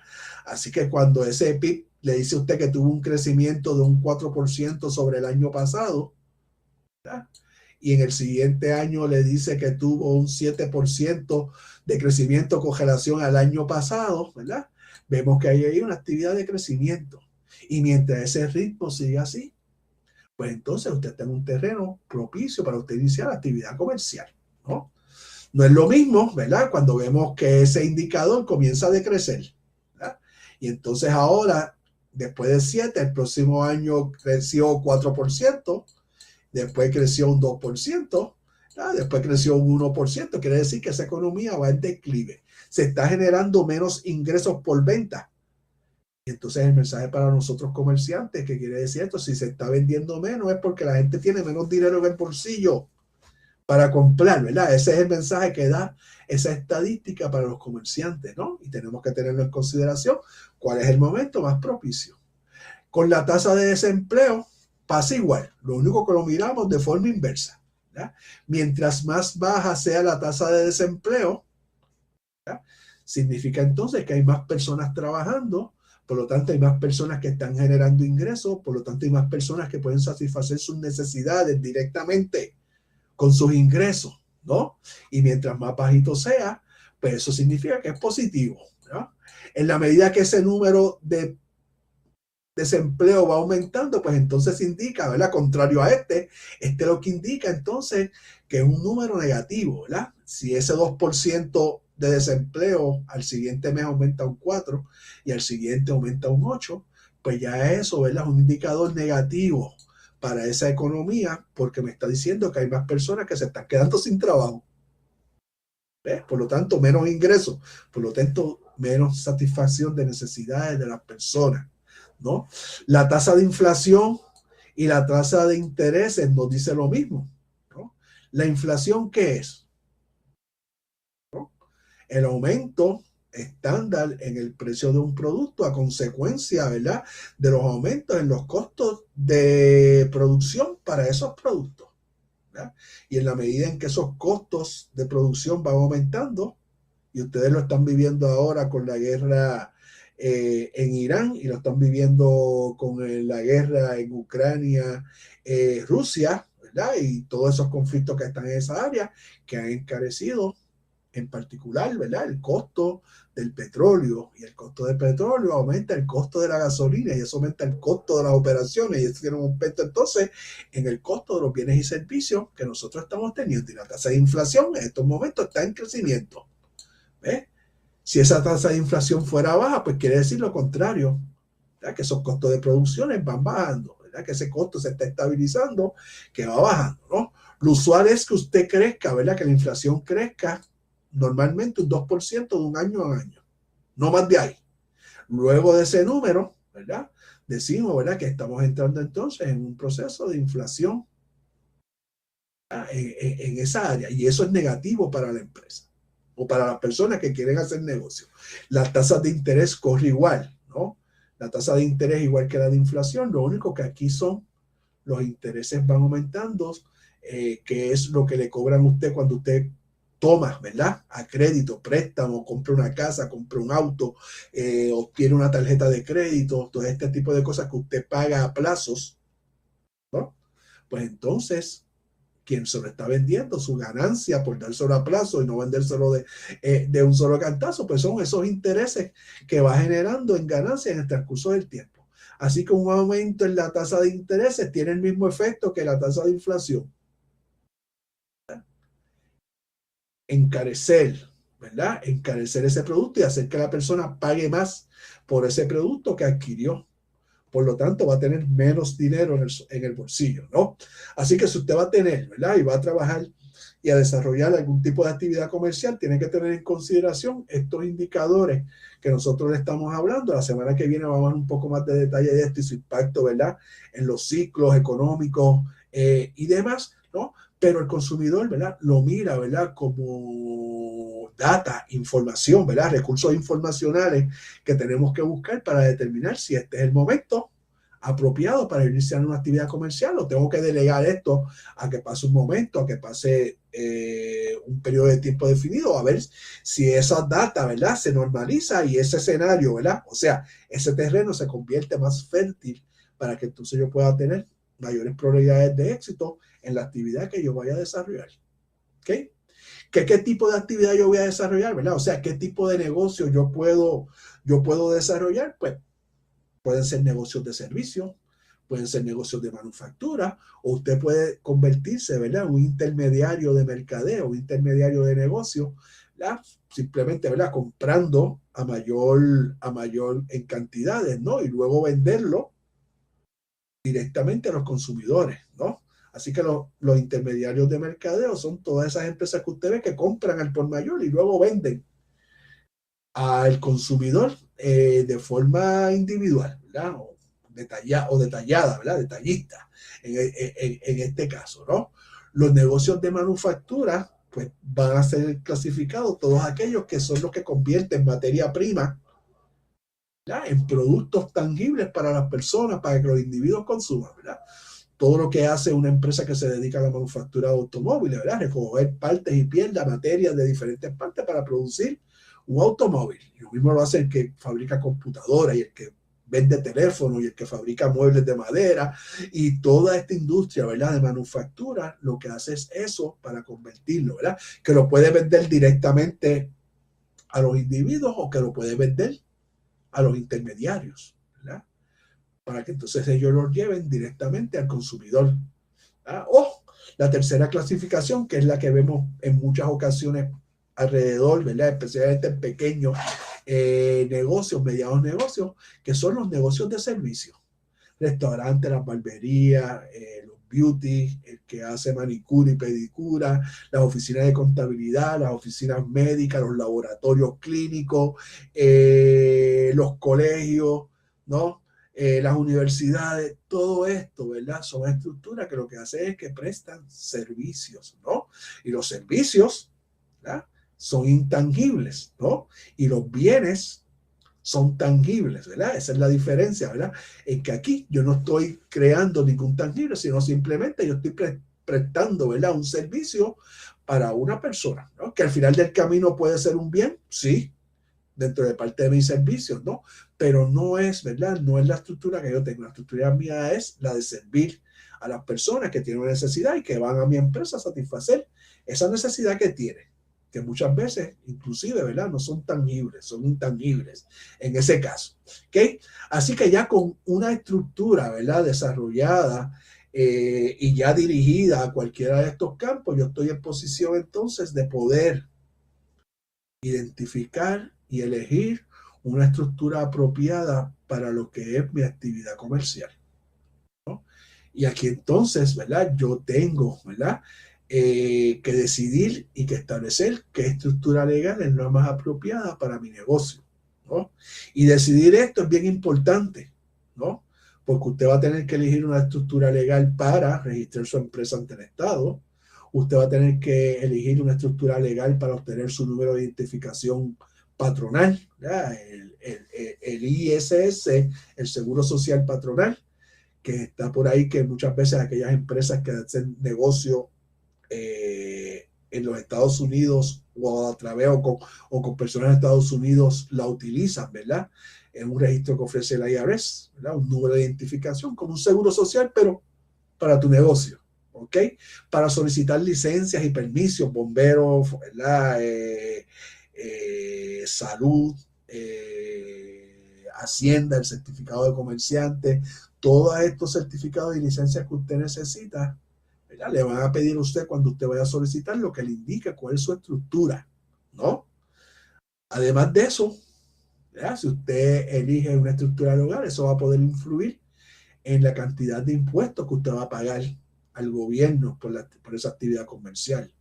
Va a influir en la capacidad que usted puede tener de obtener dinero en caso de que tenga que pedir financiamiento para manejar su actividad comercial. Va a influir, ¿verdad?, en qué tipo de documentación y cuánta documentación yo necesito para que se me autorice a operar como negocio, ¿verdad? Y va a influir, ¿verdad?, en el tipo de responsabilidad personal que yo voy a tener relacionada a mi negocio. ¿Ves? Así que es crítico, ¿verdad? Es crítico entonces que yo pueda seleccionar una estructura legal apropiada al tipo de negocio que yo voy a realizar, ¿ok? Yo, aunque el libro de texto tiene unas 7 o 8 estructuras legales, yo escogí para discutir con ustedes aquí, y a eso es lo que me dirijo ahora, discutir, ¿verdad?, aquellas que yo considero las más importantes, las más relevantes y de las que más se utilizan hoy día dentro de lo que son las actividades comerciales, tanto en los Estados Unidos como en Puerto Rico, ¿no? Y esas estructuras legales tienen nombres y tienen apellidos, ¿no? La primera se llama una estructura legal de un solo propietario, que es la más simple, la más básica, ¿verdad? Cuando ahorita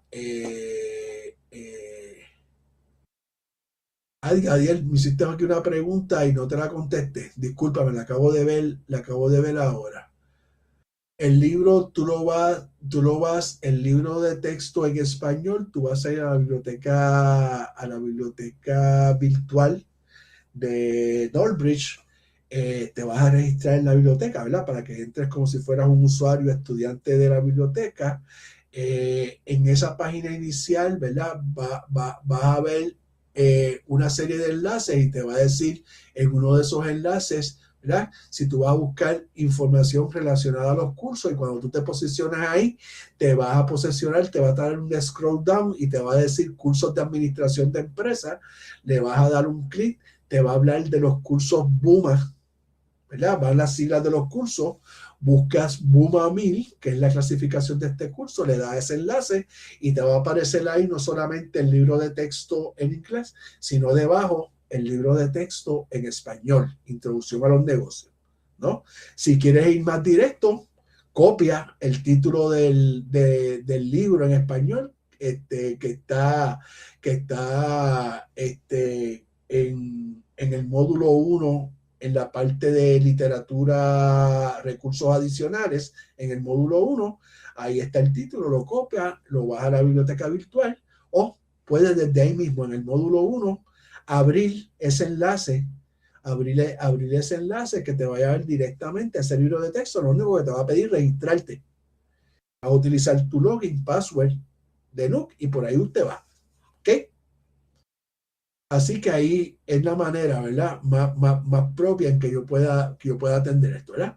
Pues les comentaba, ¿verdad? Les comentaba, hablando de un solo propietario, que es este tipo de negocio donde hay un solo dueño, una sola persona que decide hacer una actividad comercial que puede ser él solo o que usualmente puede estar operado por 1, 2, 3, 5, 7 personas, dependiendo, ¿verdad? Son aquellas empresas, aquellos pequeños comercios que ustedes ven en el casco urbano de los pueblos, esos negocios que ustedes ven en estas avenidas forradas comerciales donde hay un negocio de muchos al lado del otro, ¿verdad? Son pequeños comerciantes que usualmente, ¿verdad? Prestan y atienden necesidades particulares directamente a unas poblaciones que ellos han elegido, ¿no? Así que esta estructura de un solo propietario la constituyen cerca del 72% de todos los negocios que se registran tanto en Estados Unidos como en Puerto Rico, ¿no? ¿Qué ventajas tiene, verdad, esta estructura? Bueno, la primera es que usted es su propio jefe. Como mencionó, no sé si fue Gadiel o alguien más por aquí, ¿verdad? Uno de ustedes me mencionó que era ser su propio dueño, Gadiel mismo, ¿verdad? Pues esa es la primera ventaja que tiene. Usted tiene la flexibilidad de ser su propio jefe. ¿Qué significa eso? Que usted establece sus horarios de operaciones, qué días abro, qué horario abro, usted decide cuándo se va de vacaciones, cuándo no se va de vacaciones, usted decide cuándo trabaja horas extra, cuándo no, porque usted tiene esa flexibilidad, ser el dueño de esa empresa. Usted decide cuándo lo abre y usted decide cuándo lo cierra. No hay que consultarle con nadie más. Ya, abrimos en esta fecha y el negocio nos va bien hasta que yo encontré otra oportunidad de hacer otra cosa y lo cierro. Tengo que notificarle a mi cliente, a mi empleado y nada más, ¿verdad? Todas las ganancias que genere ese tipo de actividad de un solo propietario son para ese jefe, ¿verdad? Son mis ganancias. ¿Verdad? No tengo que compartirlas con otras personas y usualmente bajo la estructura de un solo propietario, usted, ¿verdad?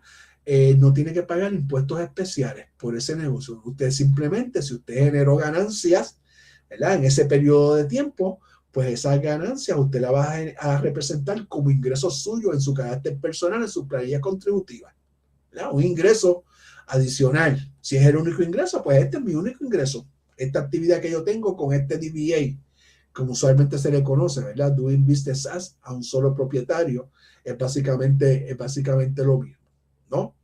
¿Qué desventajas tiene este tipo de estructura legal? De que usted pudiera ser, ¿verdad? Dice responsabilidad ilimitada, ¿verdad? De que usted pudiera ser, ¿verdad?, demandado en su carácter personal o demandar a su negocio por algo que pasó allí, que el tribunal dictamine que esa persona que lo demandó tenía razón y que usted tenga que pagar, resarcir esos daños con dinero y que si usted no tiene dinero dentro de su empresa, pues usted va a tener que pagar con su dinero propio, con su capital, ¿verdad?, personal, ¿no? Así que el dinero va a salir de mi cuenta bancaria personal si se agota el dinero que había dentro de mi cuenta bancaria comercial, ¿no? Y si se excava esa cuenta y todavía le sigo debiendo a esa persona y tengo una casita que está paga, ¿verdad? Pues ahí hay dinero, ¿no?, para pagarle a esa persona, ¿no? A menos que usted tenga un seguro de responsabilidad, ¿verdad?, limitada, pues entonces usted va a ser y se va a hacer cargo, ¿verdad?, de cualquier entonces deuda, ¿verdad?, o pago de demanda o cualquier tipo de acción que se lleve contra la empresa. Usted va a tener que responder en su carácter personal. Otra desventaja, pues la falta de continuidad. Un solo propietario se enferma y está 3 semanas en el hospital, pues probablemente ese negocio no va a poder operar por 3 semanas, ¿verdad? Fallece, y esto pasa mucho en estos pequeños negocios, ¿verdad? Fallece el dueño, cerró ese negocio y nunca más volvió a abrir. ¿Verdad? No hubo continuidad de negocio porque no había, ¿verdad? Es parte de lo que pasa dentro de ese proceso, ¿no? Lo mismo que las habilidades gerenciales que pudieran estar limitadas. Un negocio no solamente, ¿verdad?, es proveer un bien, un servicio, es tener ciertas habilidades desde el punto de vista de cómo yo mercadeo este negocio, cómo yo manejo las finanzas de este negocio, cómo yo, ¿verdad?, pongo este negocio en otros pendientes desde otras áreas, atiendo que son importantes para que este negocio se dé y este negocio corra. Y si yo no tengo esas habilidades, pues entonces puede ser una desventaja para mí, ¿verdad? Conozco el quehacer todos los días, ¿verdad? Soy el experto en la cocina, soy el chef, soy el que preparo todo, pero no conozco de nada más, ¿no? Así que si no me tengo, ¿verdad?, esos recursos alrededor mío, pues esa falta de habilidades me puede a mí limitar un poco, ¿verdad?, lo que pudiera ser mi éxito como empresario bajo ese tipo de modelo, ¿no? La otro tipo de estructura es las asociaciones, ¿no?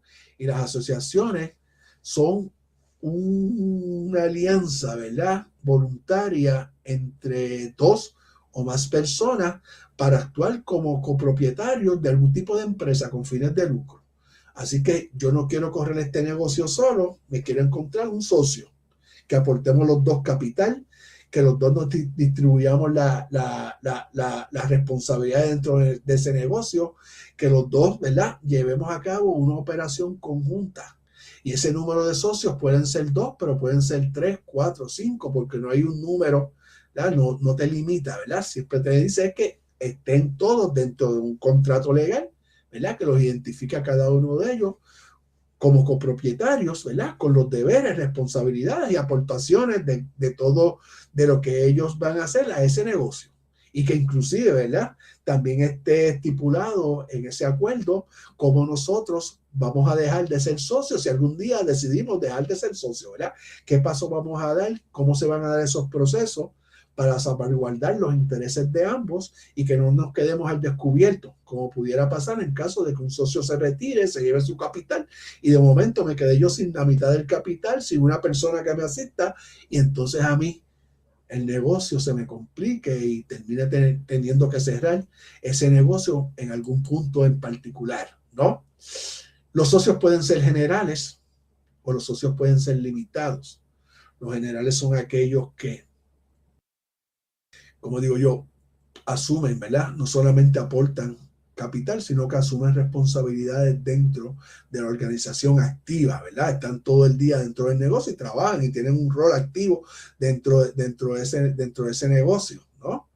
Y están los socios limitados, que son aquellos que simplemente aportan dinero, hacen una inversión de dinero en este tipo de negocio y lo que esperan a cambio es que simplemente recibir 1% de las ganancias de ese negocio de acuerdo a la proporción que ellos hayan hecho en términos de inversión.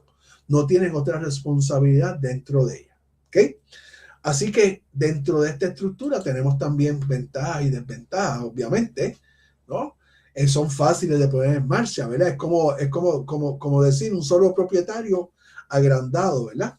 Con más personas dentro de ellos, ¿no? Son fáciles de poner en marcha. Hay más disponibilidad de capital y crédito, ¿verdad? Mientras más personas se involucren como socios, pues más capital vamos a tener para operar, ¿verdad? Y más oportunidades de expandir y tener crédito vamos a tener. Hay habilidades, conocimientos combinados, ¿verdad? Entre más personas existan, pues esas habilidades y cosas que tenemos que hacer en la operación diaria del negocio, pues quizás entre todos tenemos los conocimientos necesarios para poder hacerlo, ¿no? Y otra ventaja que tiene, definitivamente, es que se sigue tratando a cada uno de estos socios como si fuera un solo propietario. O sea, que mis ganancias yo las reporto como socio en mi planilla de ingreso personal como un ingreso adicional dentro de ella. ¿Ves? Desventajas que tengo en este tipo de estructura, pues sigo teniendo la responsabilidad ilimitada, ¿verdad? Cada socio en su carácter personal es responsable, ¿verdad?, de cualquier daño o cualquier deuda que se reclame con relación a esa empresa con sus bienes personales, ¿verdad? También aquí, al ser más de una persona en el proceso de toma de decisiones, pues puede haber desacuerdos, ¿no? Y manejar desacuerdos de proyecciones, de ruta, de crecimiento, de expansión del negocio, de cambio de producto, ¿verdad? Todo este tipo de cosas. Cuando hay más de uno pensando en eso, pues siempre va a haber desacuerdo en cómo hacerlo. Como les dije ahorita, puede haber falta de continuidad. Si un socio se va y no se estructuró bien la forma de salida, pues se puede ir, llevarse su capital y me quedo, ¿verdad? Yo entonces sin una persona y sin un capital que era necesario, ¿verdad?, para lo que es mi actividad de día a día comercial. ¿Ok? La tercera estructura, ¿no? La tercera estructura que nosotros vamos a hablar ya se aleja un poco de estas primeras dos, ¿no? Vamos a hablar ahora de la estructura legal de las corporaciones.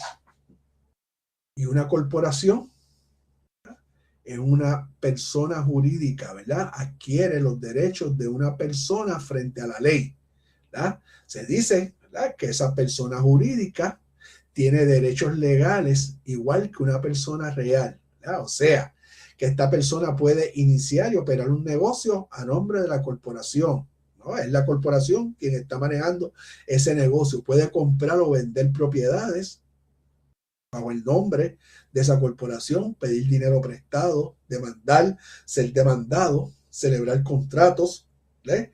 Así que ya estamos viendo que una corporación lo que hace es que adquiere, ¿verdad?, de manera jurídica, porque no existe, ¿no?, de manera jurídica, asiste, ¿verdad?, y adquiere todos esos legales de una persona. Así que aquí entonces van cambiando un poco las reglas del juego, ¿no? La corporación puede ser cerrada o puede ser abierta. Las corporaciones abiertas son aquellas que ustedes ven por ahí que cotizan en las bolsas y en los mercados de valores. Aquellas que venden y compran acciones en estos mercados, ¿no? Así que una corporación, ¿verdad?, abierta pertenece básicamente a todo aquel que compre acciones dentro de ellas, ¿verdad? Se convierte en una parte, en un accionista, por lo tanto un accionista es un dueño de esa corporación. Las corporaciones cerradas no. Las corporaciones cerradas adquieren la estructura de corporación, pero no van, ¿verdad?, al mercado de valores a vender sus acciones o a generar sus acciones. Usualmente esas acciones que se crean bajo esa corporación cerrada se distribuyen, ¿verdad?, entre esas pocas personas que se incorporaron para crear esa empresa. Usualmente se le llaman corporaciones de familia, ¿no? A diferencia de las abiertas, estas de familia, esas acciones que se crearon ahí se pueden intercambiar entre ellos, ¿verdad? O sea, yo le puedo vender a este otro socio, ¿verdad?, o a este accionista que está dentro de la empresa, pero esas acciones no se las puedo vender a un tercero que esté fuera de esa empresa. ¿Okay? Así que estas corporaciones tienen un poquito más de limitaciones que lo que pudiera ser una corporación abierta. ¿Okay? Ambas, cualquiera de las dos, pues tienen más o menos un modelo similar, ¿no? Sus dueños, ¿verdad?, son sus accionistas, los que compran y venden acciones, que estos accionistas usualmente eligen a una junta de directores, y esa junta de directores, que son precisamente también accionistas, nombran a los oficiales de la empresa, y estos oficiales de la empresa, ¿verdad?, el CEO, el CF, el de finanzas, el de recursos humanos y todo esto, pues entonces se encargan de reclutar a los empleados dentro de esa empresa. ¿Okay? Así que hay una estructura más formal, ¿verdad? Dentro de la asociación, dentro de un solo propietario, usualmente usted no tiene tanta organización en términos de estructura de negocio. Ya en las corporaciones empezamos a ver, ¿verdad?, un modelo más estructurado, más organizado, donde hay una división, definitivamente, donde hay una división de especialización en diferentes áreas, y todas ellas manejan, ¿verdad?, y son parte de la misma empresa. Así que tenemos entonces una organización mucho más sólida, y eso es una parte, ¿verdad?, de las ventajas que tienen las corporaciones. Junto con esa, tiene una bien importante que tiene responsabilidad limitada, ¿verdad? Ya yo en mi carácter personal como accionista de esa empresa, mi capital personal no va a estar expuesto, ¿verdad? Y ni va a ser parte de cualquier transacción de demanda, deuda que tenga esa corporación. ¿Por qué? Porque la corporación adquirió personalidad propia, ¿verdad? Así que la ley lo trata como una persona. Así que si a él se le acabó el dinero, ya no hay nada más, no puede ir contra un tercero, contra ninguno de los accionistas a buscar ese dinero, porque no soy parte de esa ecuación dentro de esa estructura legal, ¿verdad? Yo quedo en otra parte de esa ecuación, no como dueño de esa estructura, sino como un accionista dentro de ella. ¿Ve? Aquí es fácil reunir capital, ¿verdad? A través de financiamiento, a través de la venta de acciones, ¿verdad? Es fácil manejar transferencias dentro de ella, tienen vida de perpetua, ¿verdad? Si los empleados se van, se reclutan otros. Si los ejecutivos se van, ¿verdad? Se nombran otros. Si los que pertenecen a la junta de directores se vence su término, pues llegan otros a ocupar esas posiciones. Si el accionista vende sus acciones, otro la va a comprar y va a seguir siendo otra persona accionista con esa cantidad de acciones entre la empresa. Así que pudiéramos decirles que tienen vida perpetua, ¿no? Que están presentes todo el tiempo. Por lo tanto, cuando usted ve que una empresa de esta magnitud, que estas corporaciones cierran, ¿verdad? Se hace mediante el voto mayoritario de los accionistas de esa empresa que deciden cejar las operaciones, ¿no? Recientemente, la semana pasada, ¿cuándo fue? Domingo, lunes, por ahí, sábado, no me acuerdo. Spirit, la aerolínea, ¿verdad? Está clasificada, es una corporación, ¿verdad? Maneja, tiene un grupo de accionistas y esos accionistas mediante voto decidieron cerrar las operaciones ante la deuda descomunal, ¿verdad? Que habían adquirido y el rechazo del gobierno de los Estados Unidos, ¿verdad? De salvarla, ¿verdad? O sea, de comprar y asignarle el dinero necesario para que ella pudiera seguir operando en lo que sale de ese proceso de quiebra y se podía estabilizar nuevamente. Así que en ese momento, esa empresa, con el voto de los accionistas, cerró, ¿verdad? Y esa vida que tuvo esa empresa por una cantidad de tiempo definido terminó, ¿verdad? Así que estas empresas, ¿verdad? Estas corporaciones tienen muchas veces, ¿verdad? Periodos de tiempo bien largos de operación, hasta tanto y cuanto eso pasa, ¿ok? La próxima modalidad o estructura legal de negocio, pues entonces es un híbrido entre las corporaciones y las asociaciones. Se le llaman corporaciones de responsabilidad limitada, Limited Liability Corporation, LLC. ¿Ves? La corporación de responsabilidad limitada combina características de las sociedades y combina características de las corporaciones, ¿verdad?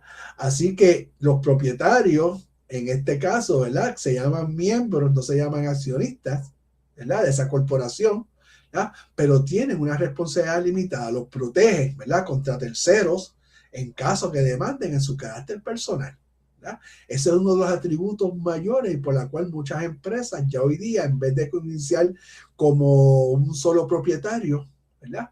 Prefieren iniciar como asociación o iniciar como una corporación de responsabilidad limitada, ¿no? También, ¿verdad? Este tipo de corporación se le provee, ¿verdad? Una flexibilidad en términos de cómo se organiza, ¿verdad? Cómo se organizan ellos, cómo eligen a sus miembros, cómo se designan las personas que van a trabajar dentro de ellas y también, ¿verdad? Tiene el atributo de que los ingresos y las pérdidas, ¿verdad? Pueden pasar a los miembros y ser reportadas en sus declaraciones de impuestos personales, ¿verdad?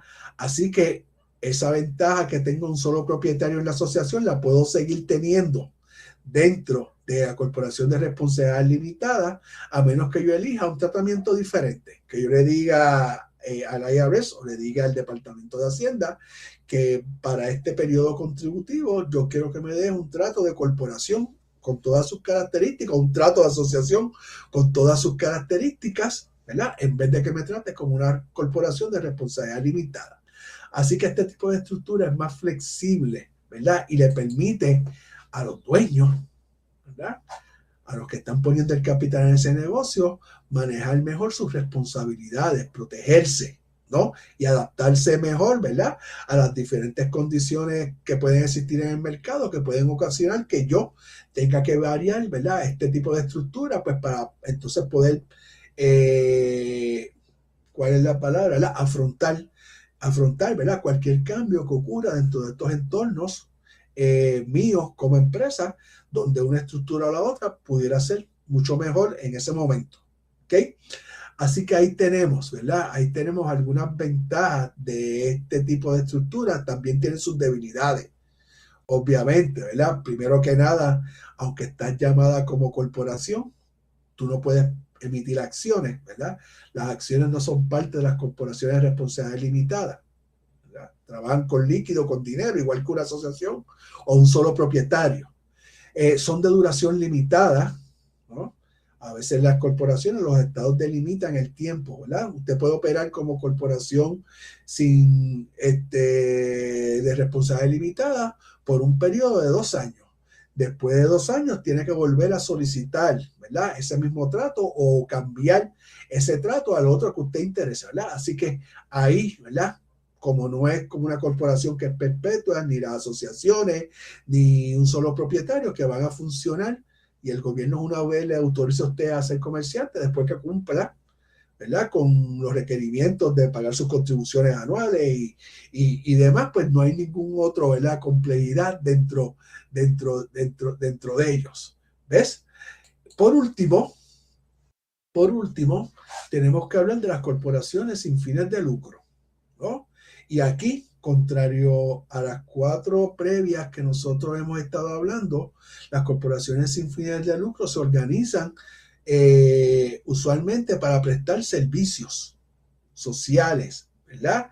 Atender necesidades de poblaciones, comunidades, ¿verdad? Segmentos del mercado marginados que probablemente por ellos mismos no pueden satisfacer ciertas necesidades de alimentación, de vestimenta, de techo, de salud, de educación, ¿no? Y entonces estas organizaciones se crean y se fundan para ir a atender específicamente a ese tipo, ¿verdad?, de población que está allí y que ellas vienen entonces a proveerle y satisfacerle esas necesidades. ¿Por qué? En las que son con fines de lucro, las que generan ganancias, ellos no van a poder pagar para satisfacer esas necesidades. ¿Ok? ¿De qué viven las corporaciones? Pues viven de donaciones, viven de subvenciones de otras empresas y otras organizaciones que le pueden otorgar dinero, viven de dinero que generan, ¿verdad? Cuando someten propuestas para recibir fondos federales, fondos estatales, que con esos dineros los utilizan ellos pues para hacer la prestación de esos servicios que yo les estoy hablando.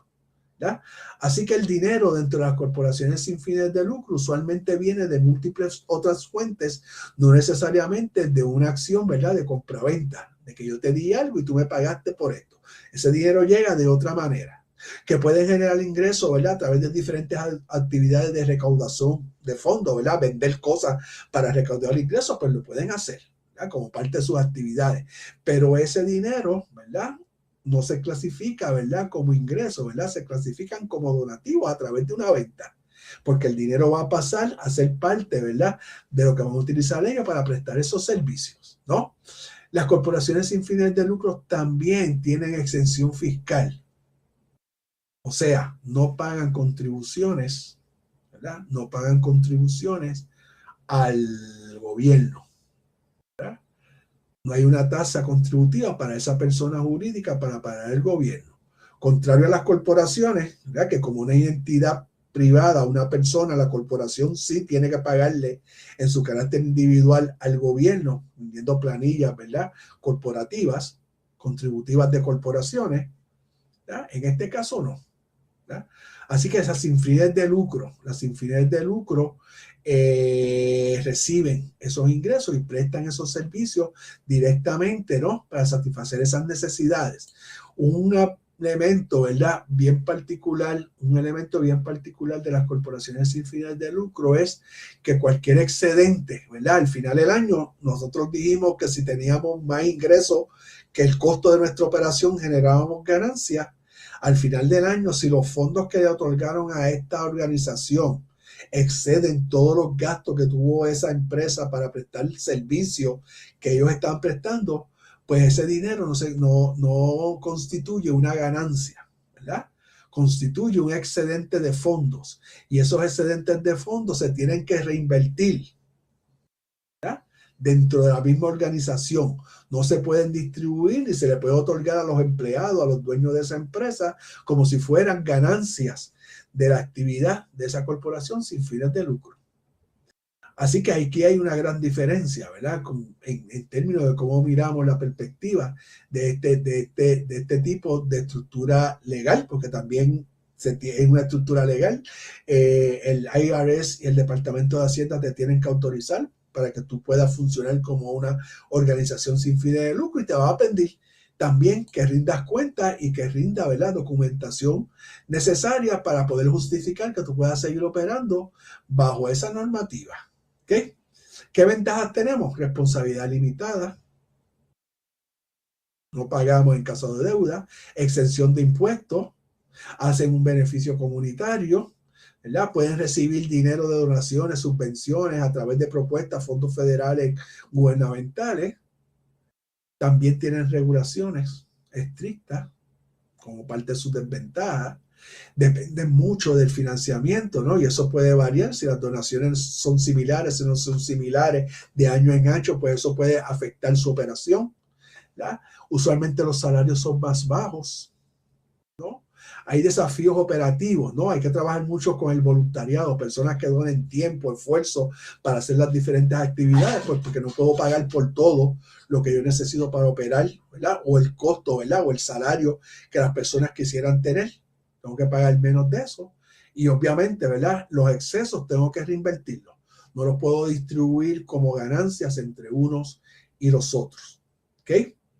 Así que estas 5 estructuras legales, ¿verdad?, constituyen las más importantes, la más importante que nosotros podemos, ¿verdad?, identificar. El libro de texto habla de 3, habla de cooperativas, habla de las corporaciones S y un par de estructuras adicionales, pero de esas no son tantas, ¿verdad? De esas no son tantas. Así que con esto termino yo, ¿verdad?, todo lo que quería compartir con ustedes con relación a este primer tema del módulo. ¿Ok? Preguntas, si tenemos.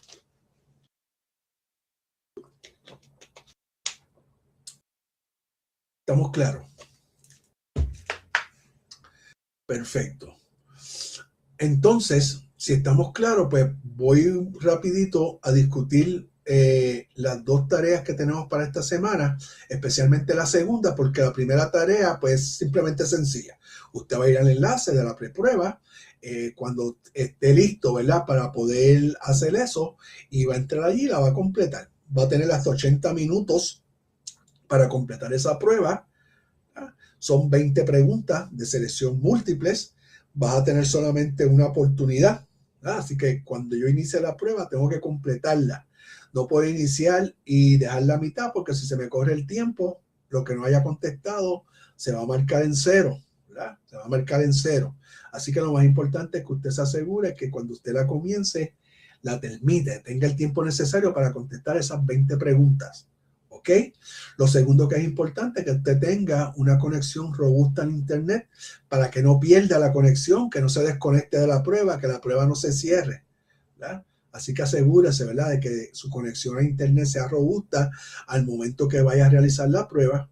Y tercero, que si algo sucede en ese proceso, si se le cerró la prueba, se fue la luz, se cayó el internet, pasó algo, usted se comunica conmigo, me deja saber la situación y dependiendo de lo que usted me diga, yo lo asesoraré, ¿verdad? Lo asesoraré y lo guiaré, ¿verdad?, para que usted pueda recuperar y que pueda proseguir completando esa prueba. ¿Ok? La prueba vence el jueves, o sea que tenemos hasta pasado mañana para que usted la pueda completar. ¿Ok? La segunda tarea que tenemos para esta semana es la tarea 1.2. La tarea 1.2 lo que le va a pedir a usted es que usted redacte, ¿verdad?, un documento a manera de ensayo donde va a trabajar con lo siguiente, ¿verdad? Dice, luego de estudiar los recursos de este módulo y la información de apoyo que se comparte en las instrucciones, redacte un ensayo sobre las estructuras legales de negocio, sobre las que estábamos hablando ahora. ¿Ok? ¿Qué vamos a hacer?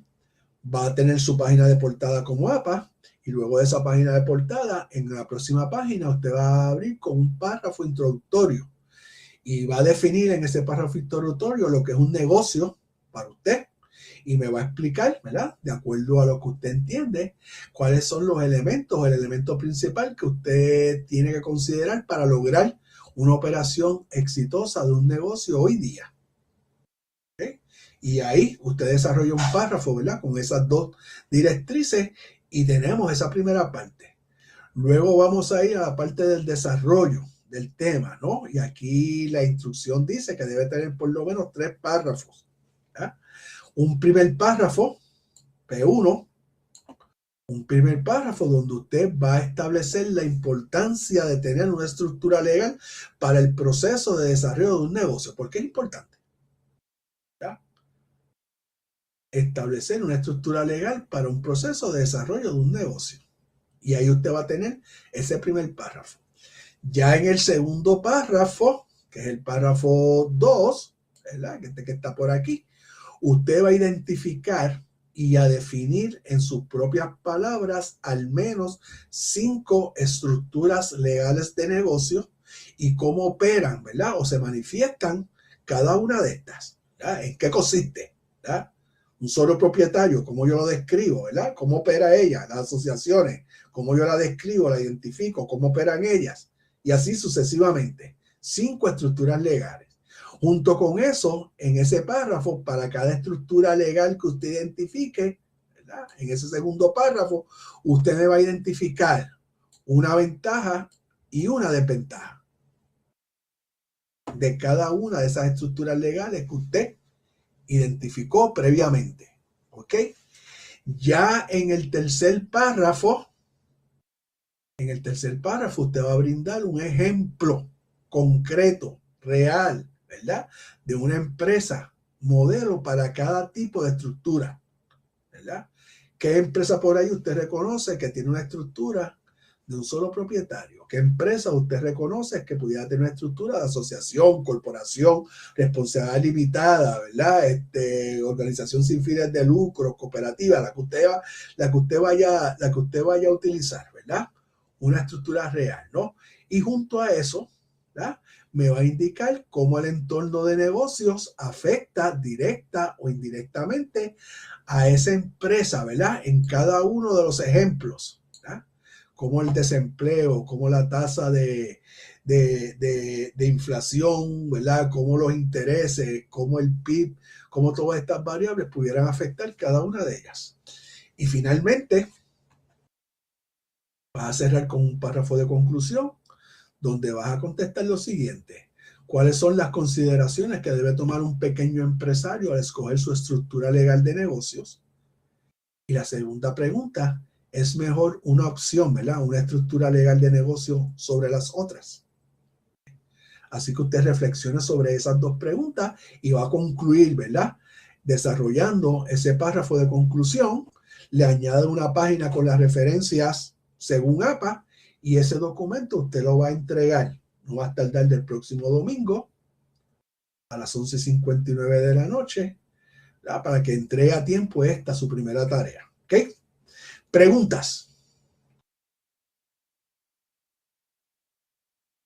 ¿Estamos claros?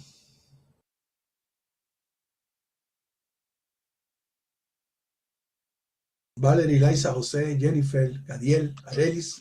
Sí, tengo una pregunta, Gadiel. Dime. Sí, en cambio a esta segunda tarea, esta tarea sí puede entrar y salir de ella, no, no es por Sí, no, tiempo. exacto, sí, no, exacto. La segunda tarea tú la vas a trabajar en un documento Word, Ok, en tu entorno, en tu computadora y demás. Tú vas a hacer el ensayo, lo vas a pulirlo, y cuando tú veas que está listo, pues vas a ir a tu Canvas y lo vas a subir como tarea. Puedes tardarte los perfecto, 7 días que quedan, no hay ningún problema con eso. perfecto, gracias. ¿Cómo no? Preguntas adicional. ¿Todo claro? ¿Todo claro? Bueno, pues si no hay preguntas, un placer para mí haberlos podido recibir en esta primera sesión de clase. Mañana le voy a enviar a su correo electrónico una copia de la presentación para que la tengan como referencias, y obviamente la videoconferencia pues va a estar disponible en las próximas horas para que también la pueda revisar, ¿no? Si en el transcurso de la semana surgen preguntas, dudas, pues simplemente usted me escribe, me llama, se pone en contacto conmigo y yo con mucho gusto, ¿verdad? Pues estoy en disposición siempre de poder asistirle. Así que muy buenas noches a todos y los veo el próximo martes, ¿ok? Buenas noches. Buenas noches.